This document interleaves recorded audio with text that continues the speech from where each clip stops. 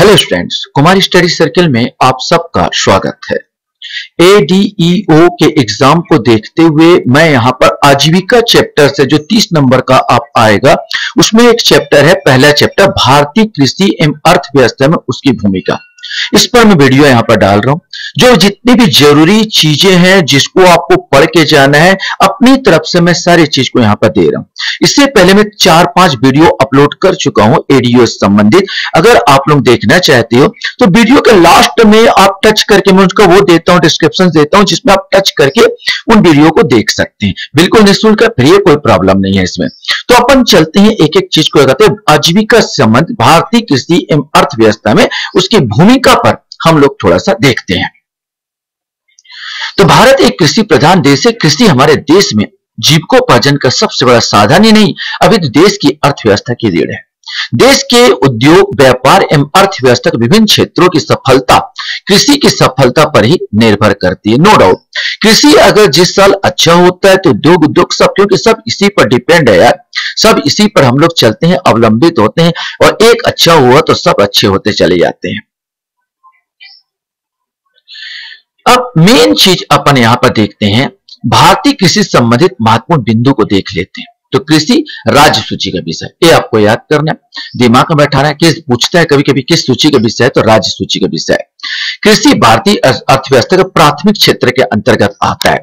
यहां पर आपको देना हो चाहिए, हमारे यहाँ पर जो अर्थव्यवस्था में 3 क्षेत्रक होते हैं। 3 क्षेत्रक अगर बात कर दिया जाए तो प्राथमिक क्षेत्रक जिसमें कृषि आ जाता है, और द्वितीय क्षेत्रक में बात कर लिया जाए तो इसमें उद्योग आ जाता है, और तृतीय क्षेत्रक आ जाएगा तो उसके अंतर्गत सेवा आता है। तो क्वेश्चन बन सकता है कि कृषि किसके अंतर्गत, तो कृषि प्राथमिक क्षेत्र के अंतर्गत है। भारत में सर्वाधिक रोजगार कृषि क्षेत्र से प्राप्त है। भारत में कृषि का 48.9% आबादी को रोजगार मिलता है, और यह निजी क्षेत्र का सबसे बड़ा व्यवसाय है। निजी क्षेत्र बोला जाए तो ये प्राइवेट सेक्टर है, अर्थात यहाँ पर कोई गवर्नमेंट इसके लिए उत्तरदायी नहीं रहती विशेष करके। तो यहाँ पर निजी क्षेत्र का सबसे बड़ा व्यवसाय भी है, और वर्तमान में भारत में 48.9%, वर्तमान के आंकड़े ले रहा हूं, 48.9% आबादी रोजगार कृषि से प्राप्त कर रही है।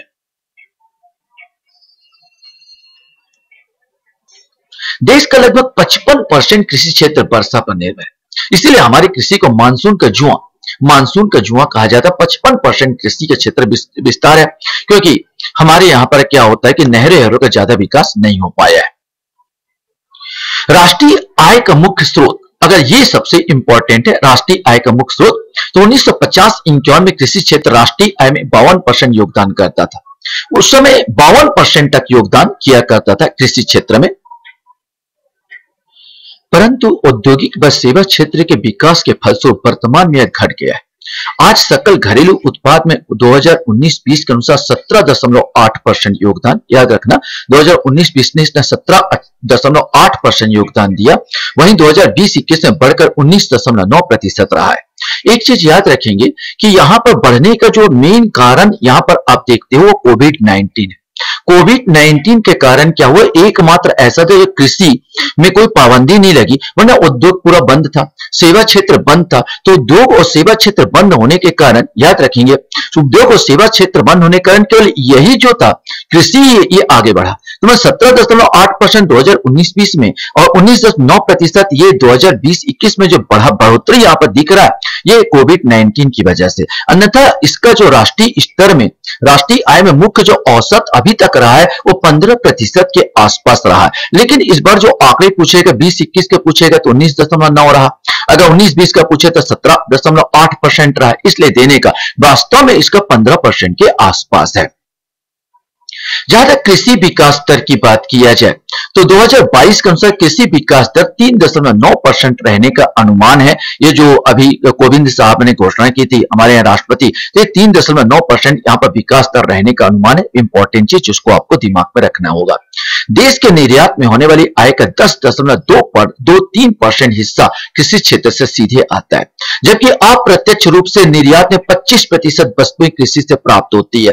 अर्थात अप्रत्यक्ष बोला जाए, जैसे चीनी का आप सप्लाई करोगे तो चीनी किससे, पटसन अगर कोई दरी अरी का सप्लाई कर रहा है तो किससे बन रहा है, किसी चीजों से ही तो बन रहा है ना ये सब चीजें। तो ये सब को अगर मिला दिया जाए तो ऐसे चीजों का वस्तुओं का जो होता है 25% के आसपास हो जाता है।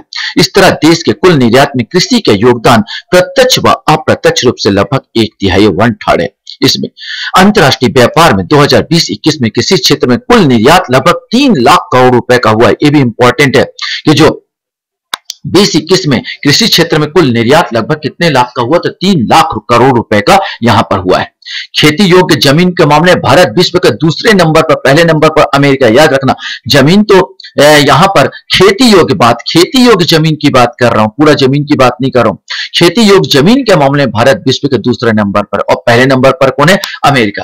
भारत की भूमि का उपयोग 92.5%, जिसमें 58% कुल बोया गया क्षेत्र है, मानी जितनी कृषि भूमि में जितना उपयोग होता है उसमें 58% कुल बोया गया क्षेत्र है और 48% शुद्ध बोया गया क्षेत्र है। जोत का आकार ये जरूर देखना पड़ेगा, हमारे यहाँ पर जोत का आकार बहुत छोटा है, 1.55 हेक्टेयर है और केरल में सबसे छोटा और राजस्थान में अगर औसत में देश में थोड़ा सा बड़ा है। राजस्थान में थोड़ा सा बड़ा है प्रति हेक्टेयर और केरल में भारत का सबसे छोटा जोत मिलता है और औसत देखा जाए तो यहां पर 1.55 हेक्टेयर जो क्वेश्चन बनता है। भारत के महिलाओं में सर्वाधिक रोजगार कृषि से प्राप्त होता है। कृषि क्षेत्र में मत्स्य पालन, पशुपालन और सामाजिक वानिकी, लघु वनोपज आदि क्षेत्रों को भी शामिल किया जाता है। आंतरिक मछली पालन में भारत विश्व में प्रथम स्थान पर है। आंतरिक मछली, समुद्री मछली की बात करें, नदियों में अगर तालाबों में जो मछली पालन किया जाता है उसमें भारत प्रथम स्थान पर है। भारत में विश्व का सर्वाधिक पशु है, यद्यपि दुग्ध थोड़ा सा कम देते हैं यहाँ के पशु, लेकिन फिर भी विश्व में सर्वाधिक पशु भारत में है। वर्तमान भारत में विश्व का सर्वाधिक कुल बोया गया क्षेत्र है और भारत उर्वरक का तीसरा सबसे बड़ा उत्पादक और दूसरा सबसे बड़ा उपभोक्ता है। देखिए, भारत उर्वरक का तीसरा सबसे बड़ा उत्पादक है और दूसरा सबसे बड़ा उपभोक्ता। उपभोग हमारे यहाँ पर सबसे ज्यादा होता है। अब हमको ये देखना है कि कृषि के क्षेत्र में भारत का विश्व में स्थान, कृषि के क्षेत्र में भारत का विश्व में कौन सा स्थान है, इसको देखना। तो प्रथम स्थान में अगर हम लोग यहाँ पर देखें तो भारत दुग्ध उत्पादन में, मैंने दूध उत्पादन में भारत प्रथम है। मीठे पानी की मछली, अर्थात पहले ही बताया मीठे पानी की मछली का मतलब यहां पर है जो नदियों में जो मछली उत्पादन हो रहा, उसमें समुद्र की बात नहीं कर रहा हूं। मसाला के मामले में केला, नींबू, मौसम्बी, तिलहन और दलहन। तिलहन और दलहन यदि भी भारत आयात करता है, लेकिन बता दूं उत्पादन में भारत प्रथम है, हमारे उपभोग ज्यादा हो जाता है। आम, पपीता, प्याज, सब्जी, नारियल, केसर, काजू, मोटा अनाज जिसमें बाजरा है, अदरक, कपास, जूट आदि के उत्पादन में भारत विश्व में प्रथम स्थान रखता है। याद रखेंगे, दुग्ध उत्पादन, मीठे पानी की मछली, मसाला, केला, नींबू, मौसम्बी, तिलहन, दलहन, आम, पपीता, प्याज, सब्जी, नारियल, केसर, काजू, मोटा अनाज, अदरक, कपास, जूट आदि के उत्पादन भारत विश्व में प्रथम स्थान पर है।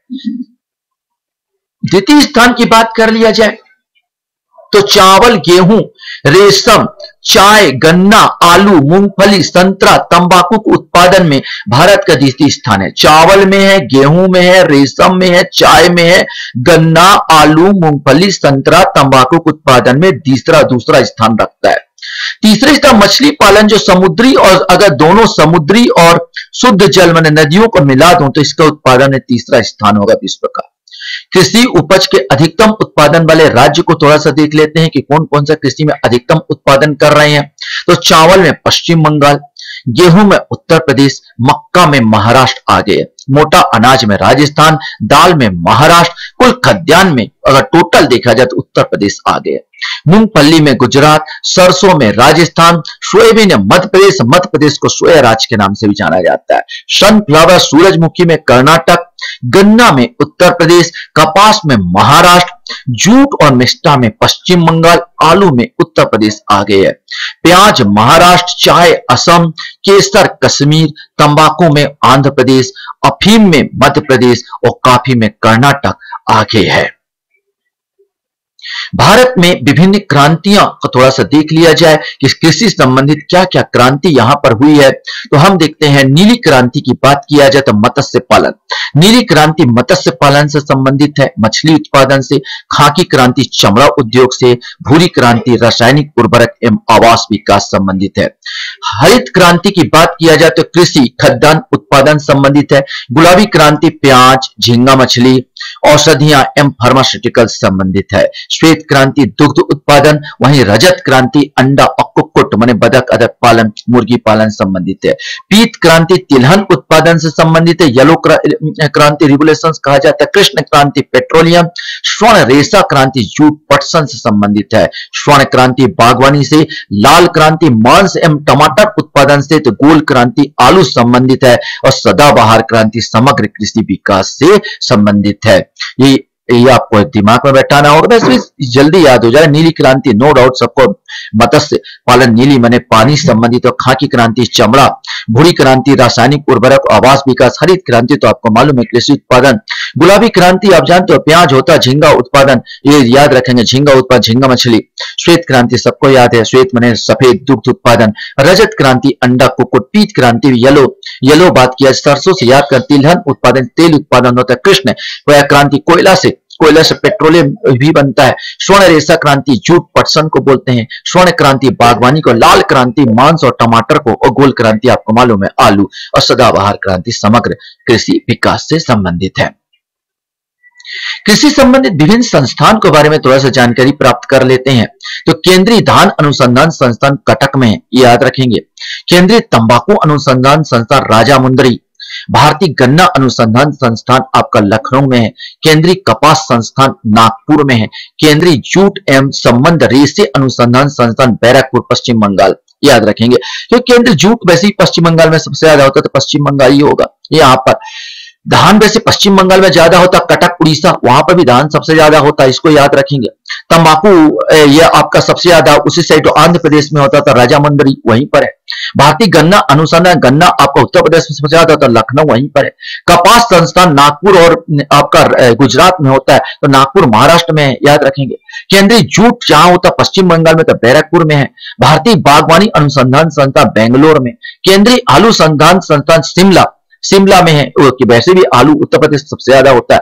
और भारतीय मसाला अनुसंधान संस्थान कालीकट अर्थात केरल, और केरल तो मसालों का द्वीप है, मसालों का गढ़ है, इसको याद रखेंगे। तो इस प्रकार परीक्षा के दृष्टिकोण से मैंने बहुत सारी चीज आपको बताया जो आपको देख के जाना है। आप लोग मेरे वीडियो को वॉच करते हो इसके लिए धन्यवाद। Thank you very much.